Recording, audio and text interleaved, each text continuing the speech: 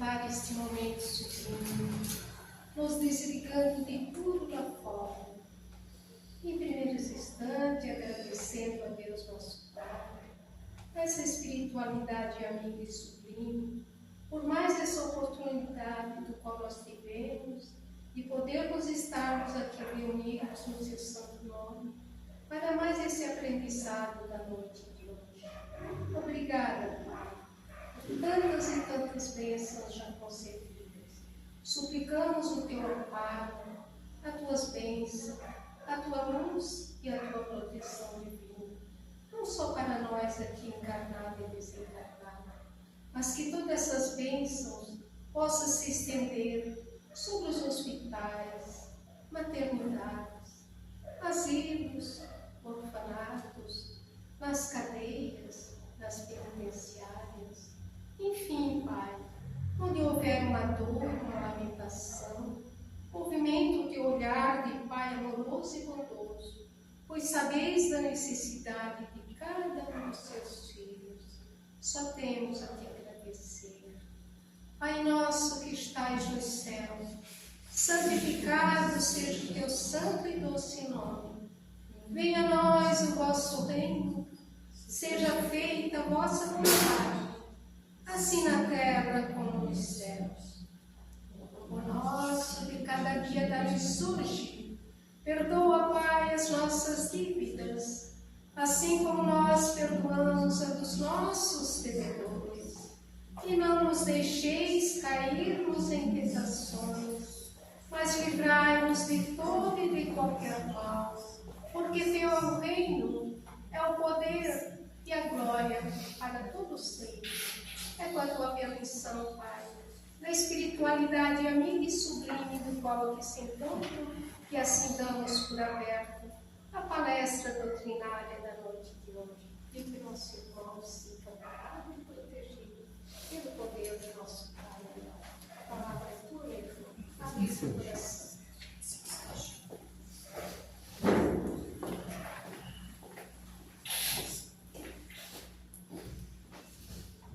Queridos irmãos, queridas irmãs, encarnados e desencarnados, nosso boa noite. Boa noite.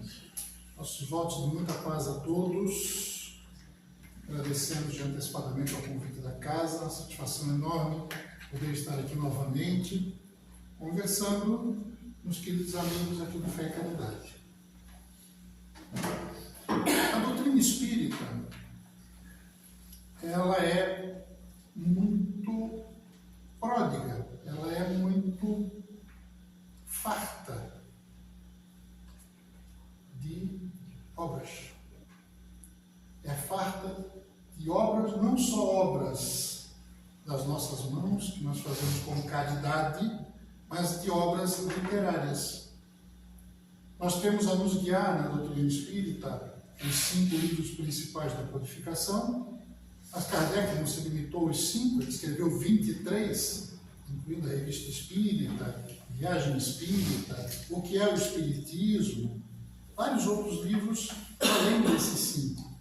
Mas além dos livros de Kardec, que são a base, o fundamento da nossa doutrina, nós vamos encontrar maravilhosas lições nos livros de Emmanuel, nos livros de André Luiz, de Meimei, José Carlos de Luca, de uma infinidade de autores que, através da prática da mediunidade, acabam nos trazendo mensagens muito bonitas, mas principalmente mensagens muito importantes para orientar a nossa vida, desde que assim queiramos fazer, né? Desde que nós nos dediquemos a seguir as orientações da doutrina espírita. E a conversa que eu quero ter com vocês essa noite é a respeito de uma mensagem que está lá no livro do Djalma Argolo, que é um autor espírita, chamado Encontro com Jesus, é o nome do livro. Tá? Esse livro ele acabou psicografando, não sei se alguém já leu este livro, né? Ele acabou psicografando, porque certo dia ele estava fazendo uma palestra, e quase ao final da palestra, na hora da prece, ele vê-se a chegar próximo dele, ele é médium vidente, um espírito, trajando roupas de um romano do primeiro século, dizendo a ele que havia vivido a época de Jesus e queria contar ao Djalma para que ele registrasse algumas passagens da vida do mestre. E essa passagem que a gente vai conversar agora se chama A Semente do Reino de Deus. E é a primeira das histórias que está contida nesse livro do Djalma Argolo, Encontro com Jesus. Quem quiser ler, vale muito a pena. Tem histórias muito bonitas ali. Lições bastante interessantes para a nossa vida. O que diz ali então nessa história? Jesus morava durante muito tempo na cidade de Cafarnaum, de onde era Simão Pedro, de onde era André. A maioria dos discípulos eram da região, mas principalmente Pedro. E na cidade de Cafarnaum, naquele dia que a gente vai contar a história, estava completamente deserta. Todos os habitantes, ou pelo menos a grande maioria deles, a maior parte, havia se deslocado até uma cidade vizinha chamada Betsaida Júlias, onde ficava a sede, a corte do rei Herodes Antipas, que é filho daquele Herodes, lá no início, e que naquele dia estava promovendo uma grande festa, porque a filha de um dos seus grandes assessores ia se casar. E aí todo o povo de Cafarnaum acorreu para Betsaida Júlias, porque iriam ter apresentações de ilusionistas, iriam ter apresentações circenses, e principalmente uma das coisas que o ser humano mais gosta, comida e bebida de graça. Então a turma saiu de Cafarnaum, foi todo mundo para lá. Em virtude disso, Jesus, que ficara em Cafarnaum, teve um dos poucos dias de sossego na sua vida pública. Porque nos outros dias, todo mundo demandava querer ver quem era aquele nazareno, quem era aquele rapaz novo, de seus 30 e poucos anos, que estava fazendo e falando coisas tão maravilhosas. Então, ao redor de Jesus vivia cheio de gente. Naquele dia, não. Aquele dia foi um dia tranquilo. Ele aproveitou para fazer o que ele sempre fazia. Reuniu o seu círculo mais próximo, os familiares de Pedro, alguns discípulos, e ficaram em conversações com Jesus explicando um pouco melhor para eles o que era, então, a vida nesse sentido mais amplo que ele nos trouxe, passando suas lições, seus ensinamentos com aquele grupo mais restrito de pessoas mais próximas. Durante esse percurso, dessa conversa, essa tarde que eles passaram ali, Jesus notou que o discípulo Pedro, Simão Pedro, estava assim muito chateado, triste, retraído, quase sem falar nada.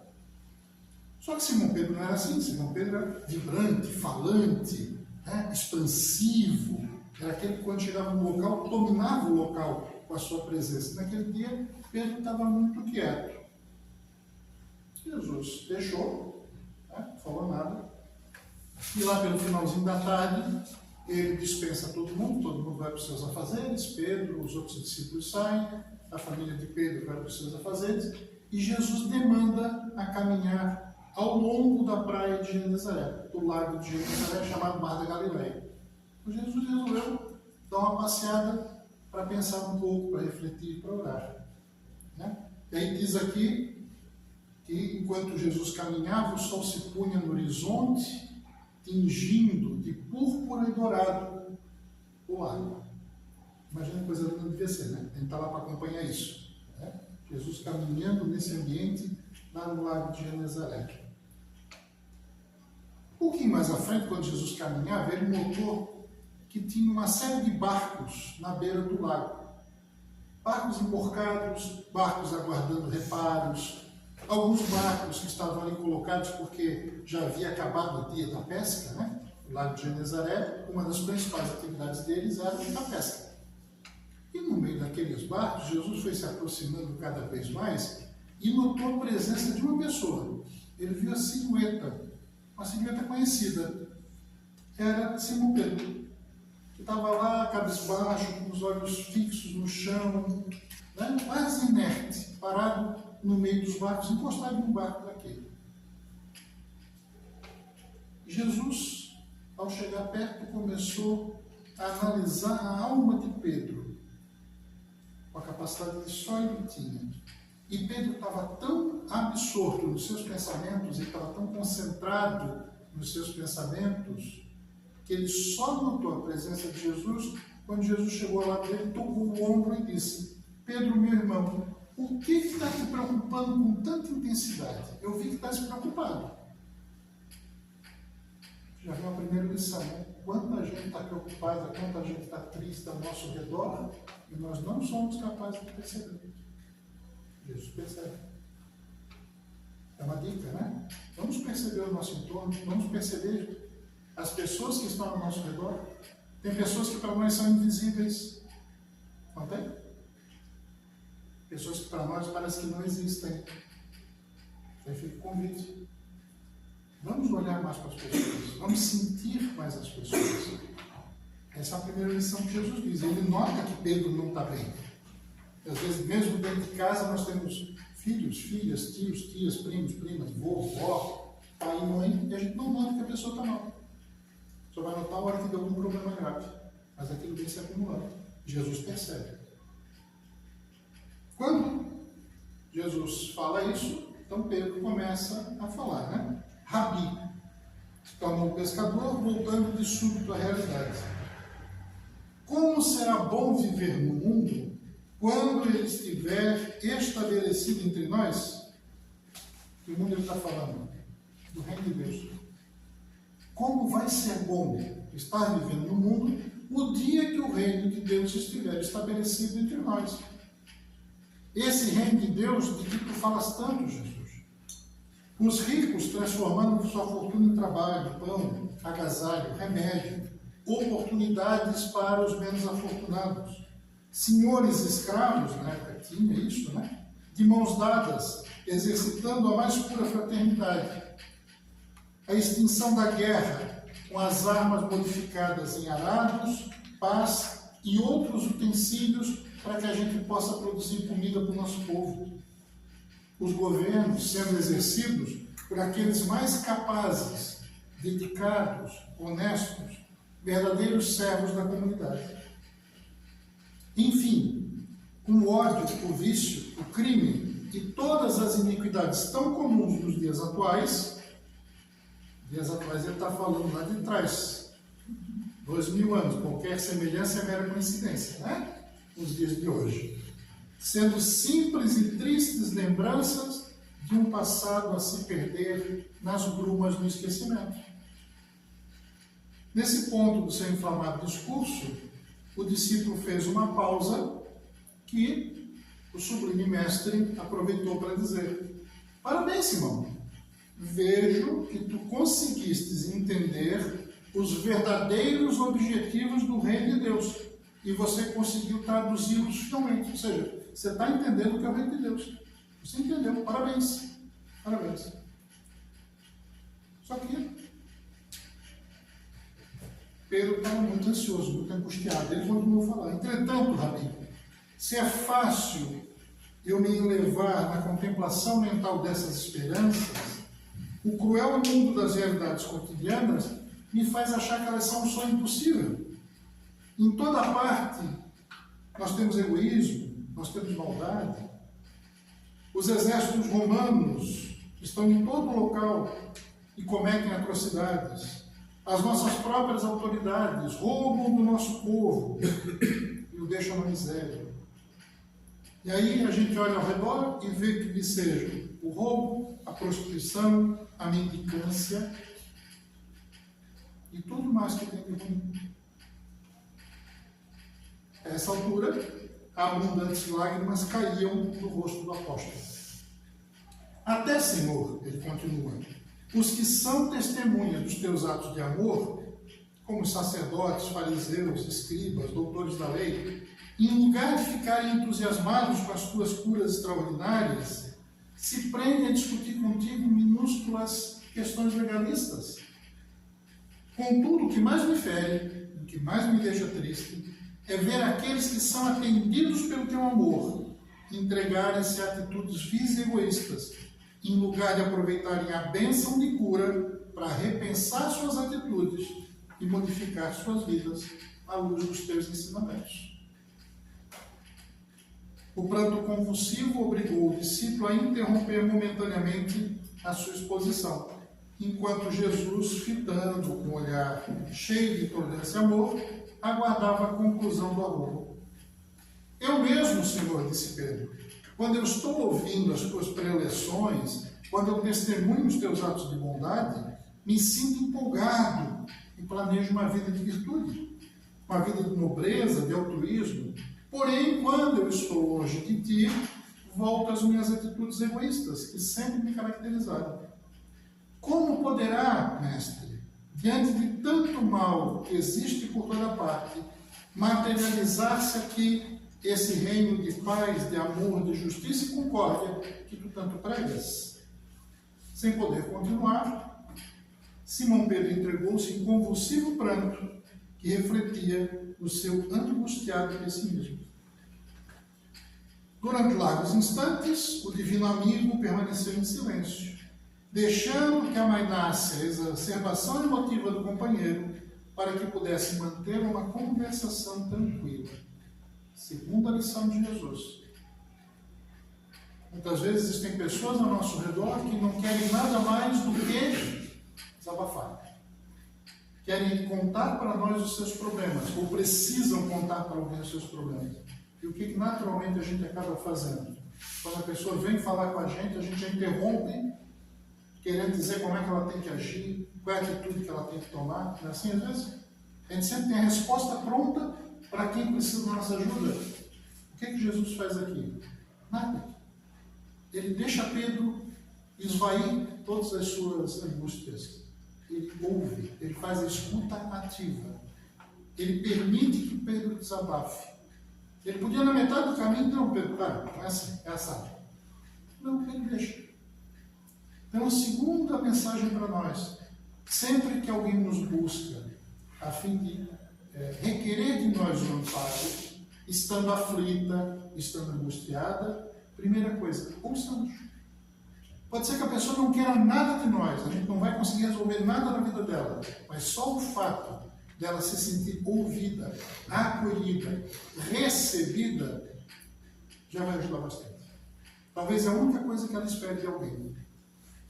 Talvez ela nem espere que você resolva o problema dela, mas só o fato de você acolhê-la e dizer: estamos aqui, fale. Alivia teu coração. É o que Jesus faz com Simão. Quando Simão estava mais calmo,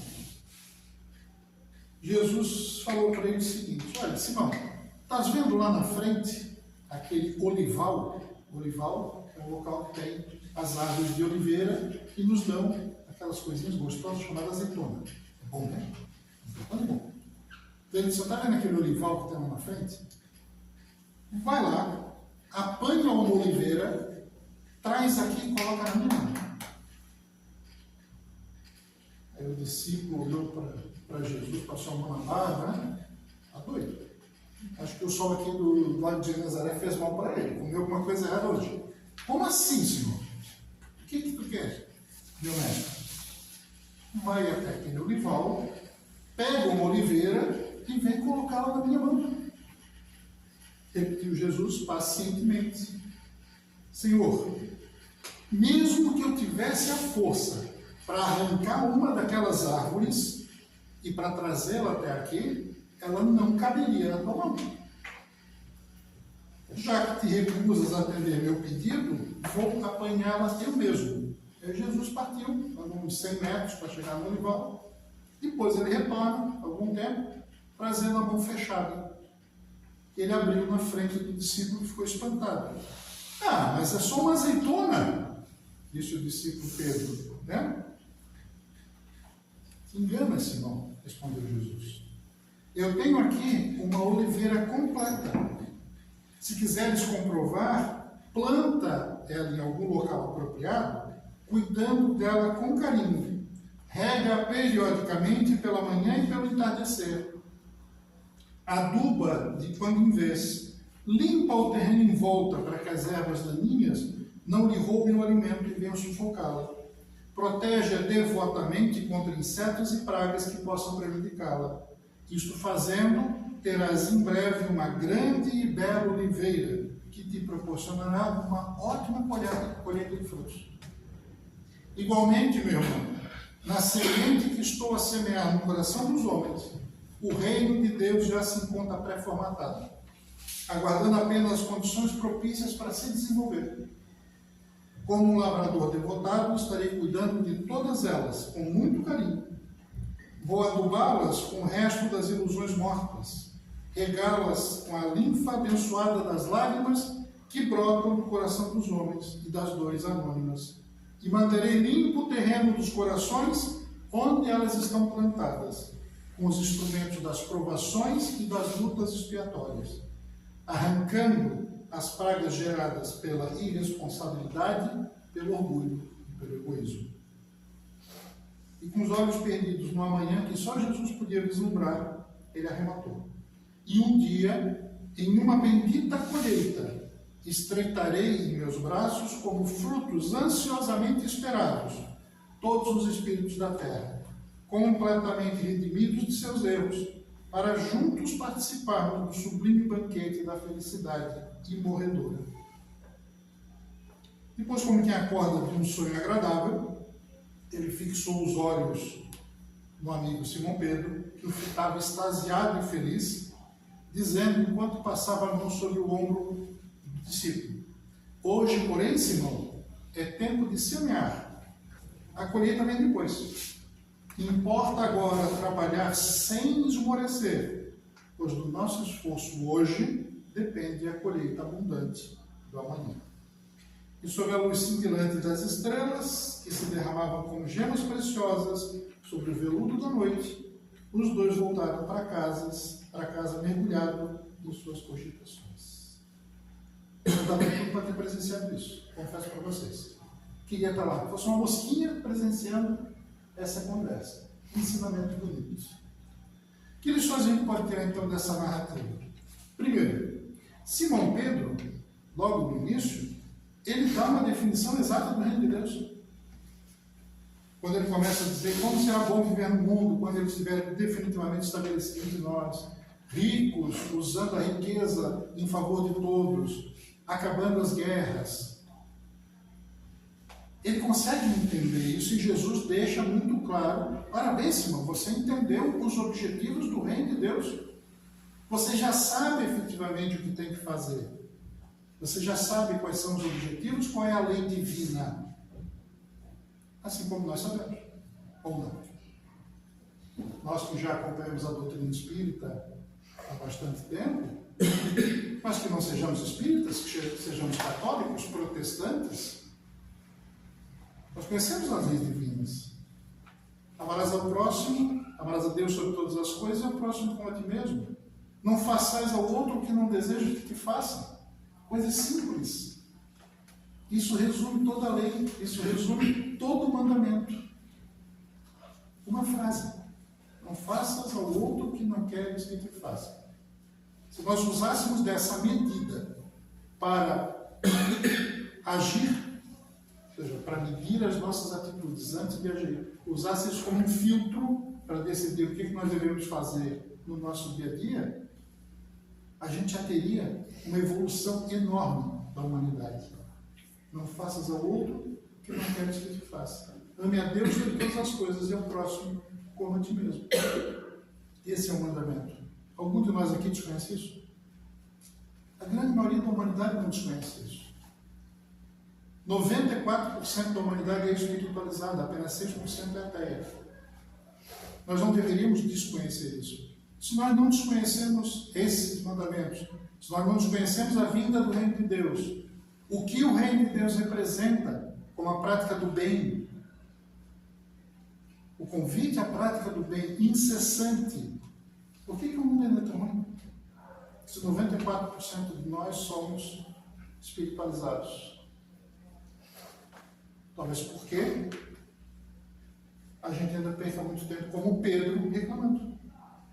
Pedro já entendeu o que é o reino de Deus, ele já entendeu o que ele precisa fazer para se elevar enquanto espírito imortal e chegar nessa condição de participar dos mundos felizes de que nos fala a doutrina espírita, que é onde habitam os espíritos puros, aqueles em que o reino de Deus já se construiu dentro deles, Ele já consegue entender, o que ele não consegue é praticar.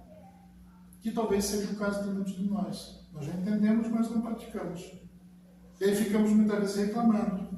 Como Pedro, que ficava decepcionado, reclamando, percebendo que a realidade do mundo ainda não é aquela realidade que Jesus falava. E ainda não é, por isso nós estamos no mundo de provas e expiações. Se a realidade do mundo fosse igual ao que Jesus falava, nós estaríamos todos muito felizes, não mais aqui no mundo de provas e expiações. Mas é porque a nossa inferioridade, as coisas mal resolvidas que nós ainda trazemos em nós enquanto humanidade, ainda não nos permitem avançar nesse sentido. Então Pedro fala, né? Se é fácil levar-me na contemplação mental desse reino de Deus, eu olhando para o mundo, me parece que isso é uma mentira, que isso não existe. E realmente, quando a gente olha o mundo aí fora, através das mídias sociais, através da televisão, através do rádio, nós achamos assim, agora de reino de Deus, a gente olha o mal que existe por aí, né? Mas esses locais não mostram para nós quantas pessoas nesse exato momento estão dedicando a sua vida aos orfanatos, aos asilos, a recondução das pessoas perdidas em direção, né, à mensagem de Cristo, ou de Buda, ou de Allah, mas que estão vivendo a sua espiritualidade e fazendo boas obras, praticando bem. Quantas pessoas fazem isso todos os dias e a gente não fica sabendo? Pior, às vezes a gente não se importa. Se tiver uma notícia dessa dentro do WhatsApp, do Instagram, né, do Facebook, talvez a gente nem olhe. Mas a notícia de uma desgraça vai chamar a nossa atenção. Por quê? Porque ainda não estamos sintonizados com o reino de Deus. Que nem Pedro.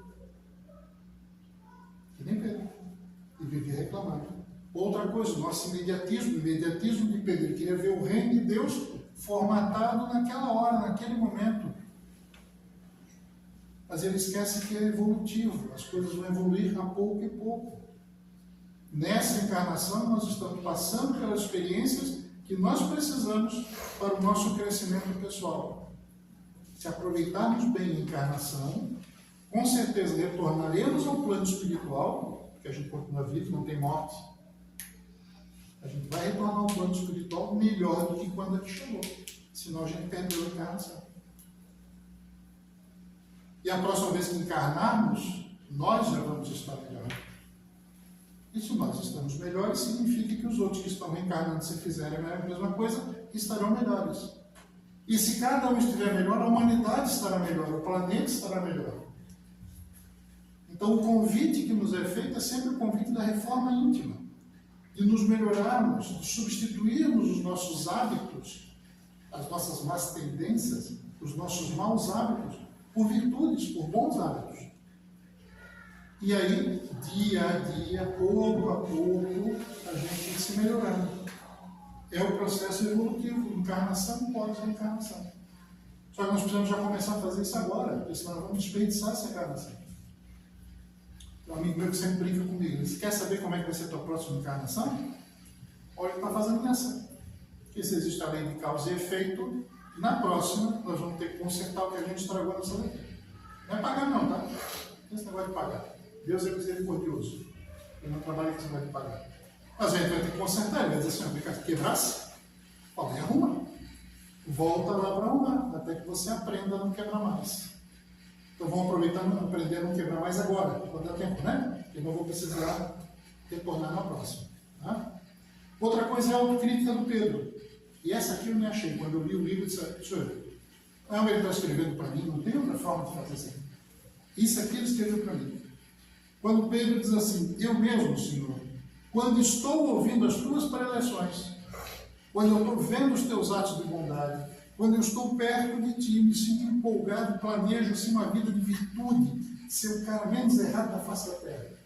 Mas quando eu estou longe de ti, eu me deixo levar pelas minhas más paixões, pelo meu egoísmo, pelo meu orgulho.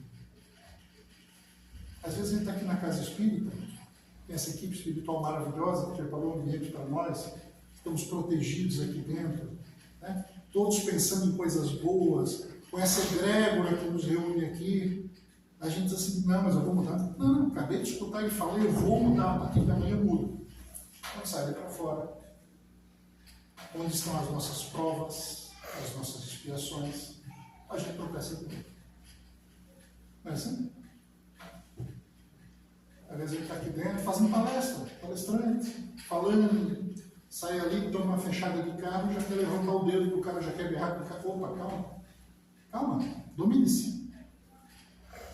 Tenha domínio sobre você. Comece a colocar em prática, a se conscientizar de que essa vida, esse pensamento, a prática do bem, da boa vontade, não é apenas na casa de oração. Eu estou falando de espírita, podia ser um católico, podia ser um budista, podia ser um hindu, um islâmico, qualquer um. Não é só dentro do templo que a gente tem que ter esse tipo de pensamento. É lá fora, em casa, com aquele parente difícil, no trabalho, com aquele colega difícil. Quando o difícil não somos nós, né? Pode ser que o difícil seja a gente. Mas nesses momentos é que nós precisamos ser discípulos do Cristo. Não só quando estamos perto de Cristo. Não só quando estamos orando. Não só quando estamos na nossa casa de oração. Mas em todos os momentos da nossa vida. Esse é o desafio. Aqui dentro é fácil. Aqui dentro está todo mundo uma afinidade de pensamento. Aqui ninguém vai chutar canela de ninguém. Né? Ninguém vai falar coisa errada para ninguém. Aqui é fácil fazer isso. Eu quero ver quando alguém nos enfrenta lá fora. Quando alguém nos desagrada. Desculpa a expressão, quando alguém nos sacaneia, seja no serviço, seja em qualquer situação que seja. Nesse momento nós devemos mostrar que somos discípulos de Jesus. E que Jesus é o nosso guia, é o nosso mestre, como diz a questão 625 do Livro dos Espíritos. Modelo e guia. Modelo para ser copiado. E Pedro entendeu isso, só que Pedro diz assim, poxa, quando eu estou perto de ti, isso é fácil, agora é só me afastar de ti, eu volto a ser o Pedro errado, que sempre foi. Que convite para a gente refletir sobre isso, né? E por último, nós não entendemos o que Jesus nos pede. É tanta gente falando da mensagem de Jesus que a gente acaba se confundindo. É tanta gente misturando a mensagem de Jesus com as coisas da terra, as coisas do poder, como aconteceu ao longo da história da humanidade, que a gente acaba confundindo a mensagem de Jesus. Como aconteceu com Pedro quando ele pede, vai lá e pega aquela oliveira e traz aqui na minha mão. Jesus era inteligente o suficiente para saber que ele não ia pegar uma árvore, arrancar a árvore e trazer na mão dele. Ele já estava falando metaforicamente da azeitona, do fruto do oliveira. E muitas vezes Jesus nos pede coisas simples e nós, na nossa cabeça, que não sabemos interpretar, criamos um monstro. O mandamento é o mais simples possível. Não faça ao teu próximo o que não queres que te faça. Ponto. Isso resume toda a lei de todos os profetas. Ou seja, no mundo judeu, de onde Jesus veio, Jesus era judeu, né? Lá existia um livro chamado Torá. Torá, para nós hoje, o Antigo Testamento das nossas Bíblias. E a Torá tinha duas partes. Tinha uma parte que eram os 5 livros de Moisés, né? Que era chamada a Lei, e tinha os outros livros, que eram os livros dos profetas. Quando Jesus diz, amarás a Deus sobre todas as coisas, é o próximo como a ti mesmo, ele vai continuar dizendo, esse é o mandamento que resume a lei e os profetas, ou seja, resume todo o Antigo Testamento. Uma frase. É simples, mas é tão simples que a gente não consegue cumprir. A gente fica se perdendo em meandros e coisinhas, enquanto a lei é extremamente simples. Faz o bem sempre. Esse é o convite para nós. Esse é o passaporte que nós temos para a nossa evolução espiritual. A prática constante do bem, ou pelo menos buscar fazer isso. Talvez a gente ainda não consiga em todos os momentos 100%, né? Mas o convite é para que a gente busque isso. Jesus não quer que a gente transforme a humanidade toda do dia para a noite. Até porque ninguém muda ninguém. A gente muda quando a gente quer. Mudança, reforma íntima, que é o que nós estamos tratando aqui, é algo que acontece de dentro para fora. Cada um pode receber as orientações que quiser, aqui na casa espírita, em outra casa de oração, em casa, dos pais, dos avós, dos amigos, mas a pessoa só muda quando ela decide mudar. Então o convite que nos é feito é esse. Não vamos complicar a mensagem de Jesus, ela é simples. Faça o bem sempre, permanentemente. Não faças ao teu próximo o que não queres que te faça. Usa isso como régua para medir tuas ações. Esse é o convite que ele nos faz. Não precisa complicar. Tão simples quanto pedir para buscar uma azeitona 100 metros dali e trazer no modelo. E Pedro não entendeu. E o povo daquela época também não entendeu a lição dele. Achava que ele era o Messias, né? O que era o Messias para o judeu? O general que ia puxar a espada e espantar os romanos. Nada mais diferente do que a imagem de Jesus. Falava de paz e não de guerra. Eles não entenderam. O povo da Idade Média não entendeu e mataram tanta gente em nome de Jesus. E nós hoje ainda não entendemos isso. Se tivéssemos entendido, não tinha tanta gente na rua, não tinha tanta gente sofrendo, não tinha tanta gente nas penitenciárias, não tinha tanta gente nos orfanatos, não tinha tanta gente nos lares de idosos. É porque nós não entendemos a mensagem de Jesus também. É o convite que ele nos faz. Todos nós somos perfectíveis. A historinha da azeitona, em que ele fala que ali dentro já existe uma oliveira completa, é uma analogia que ele faz a respeito de nós. Nós já temos dentro de nós um anjo. Se nós assim pudermos nos referir, né, aos espíritos perfeitos puros. O espírito puro já foi criado por Deus. Somos nós. Cada um de nós. Só que ele deixou que nós fôssemos galgando essa situação de pureza, de bem-aventurança, por conta de nós mesmos. Ele não deu isso de graça. Ele nos dá as reencarnações e o livre-arbítrio e a lei que causa efeito, para que a cada encarnação a gente possa ir tomando nossas decisões, fazendo nossas escolhas, nos melhorando, para que por nosso próprio mérito um dia nós cheguemos à condição de espírito puro, de espírito bem-aventurado, como diz a questão 170 do Livro dos Espíritos. O que é um espírito quando não precisa mais reencarnar? Ele se torna um espírito puro, um espírito bem-aventurado. E quando é que ele não precisa mais reencarnar? Quando ele não trouxer em cima as más tendências. Ele já eliminou todas elas, já aprendeu todas as lições. Então é disso que Jesus está falando. Essa semente nós já somos. Nós já temos dentro de nós a perfectibilidade de um espírito puro. O que a gente precisa? Adubar o nosso espírito, torná-lo terra fértil, com a prática do bem, para que esse espírito puro em nós floresça. Para que ele desabroche, para que ele cresça, para que cada vez mais a nossa condição de espírito puro se sobressaia sobre a nossa condição de espírito primitivo de inferioridade. Mas isso já está em nós. Isso a gente não vai ganhar lá na frente. A gente já ganhou quando a gente foi criado enquanto espírito mortal. Basta que, a exemplo que Jesus disse em relação à azeitona, que a gente adulte, regue, afaste as ervas daninhas, tire de nós o egoísmo, tire de nós o orgulho, que são as duas maiores pragas da humanidade, segundo a doutrina do Espírito, para que a gente deixe florescer em nós esse Espírito puro que um dia nós seremos, com certeza. Fica aqui um convite final, que é o mesmo convite que Jesus faz a Simão Pedro na história. Hoje, porém, é tempo de semear. A colheita virá depois. Importa agora trabalhar sem esmorecer, sem se cansar. Pois do esforço que a gente vai fazer no presente, vai depender a colheita do futuro. Nós vamos ser espíritos puros um dia. Depende do nosso esforço agora. Vai ser mais rápido ou mais demorado.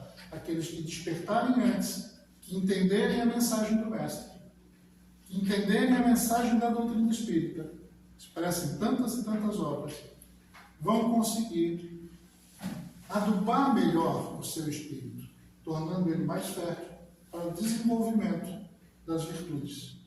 E desenvolvendo as virtudes, nos tornarmos espíritos puros e não temos mais que nos doar e viver em mundos com tanto sofrimento como é a nossa terra. Mas quem quer fugir daqui? Quem quer transformar ela? A gente quer que todos na humanidade façam isso para que a terra também se torne um mundo feliz. Não apenas a gente e o mundo feliz, né? Que a humanidade toda se dê as mãos para que isso aconteça. Fiquemos com esse convite do Mestre, para fazermos isso no nosso dia a dia. Não aqui na Casa Espírita, mas em qualquer local que a gente esteja. Tentando sempre praticar o bem, exercitar o bem e viver o bem. Esse é o convite dele. Ok? Ficamos combinados assim? É difícil, né? A gente sabe que é difícil. Se fosse fácil, a gente tinha feito. Mas nós já conhecemos a mensagem e já sabemos o nosso destino. Agora é aproveitar para chegar lá o mais rápido possível. Tá? Grato novamente ao convite da casa, grato pela atenção de todos vocês e despeço desejando a todos muita paz. Nós te agradecemos de poder mostrar o caminho, como deve ser ao momento de semear e ao momento de frutificar.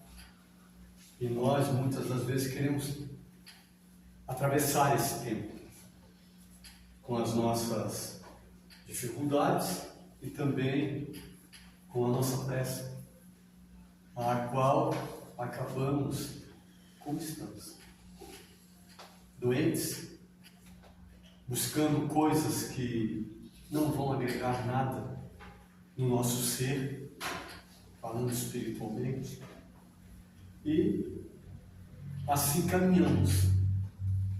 Por isso que uma mensagem dessa, ela cala fundo dentro do nosso coração, porque é aquilo que realmente nós necessitamos para acordar para a nossa evolução, para o nosso crescimento. Vamos fechar nossos olhos, agradecendo uma vez mais a Deus por sermos os felizes de estarmos aqui nesta noite, recebendo esta mensagem, que levemos ela com todo carinho para dentro de nosso ser, para que possamos agir em conformidade com aquilo que vamos aprendendo. Obrigado, Senhor, por nos colocar diante desses desafios aos quais necessitamos para continuar a nossa ascensão. Em agradecimento dizemos: Pai nosso que estás no céu, santificado seja o vosso nome, venha a nós o vosso reino, seja feita a vossa vontade, assim na terra como nos céus. O pão nosso de cada dia nos dai hoje. Perdoai, Senhor, as nossas ofensas, assim como nós perdoamos a quem nos tem ofendido. E não nos deixeis cair nas tentações, mas livrai-nos de todos os males, agora e sempre, que assim seja. E desta forma, então, agradecemos a nossa Mãe Maria de Nazaré, a Jesus, que é a ponte que nos leva ao Pai, e a todos que aqui se encontram possam, a partir de então, se manterem em silêncio, que serão chamados de banco a banco para tomar o passe que vai acontecer assim. Muito obrigado a todos e a todos tenham uma boa noite. Muito obrigado, meu irmão. Que seja sempre bem-vindo nessa nossa casa. Estamos aí com precisar. Muito obrigado. Tenham um bom retorno. Boa noite a todos. Se você não também, estamos aí no próximo. Boa noite.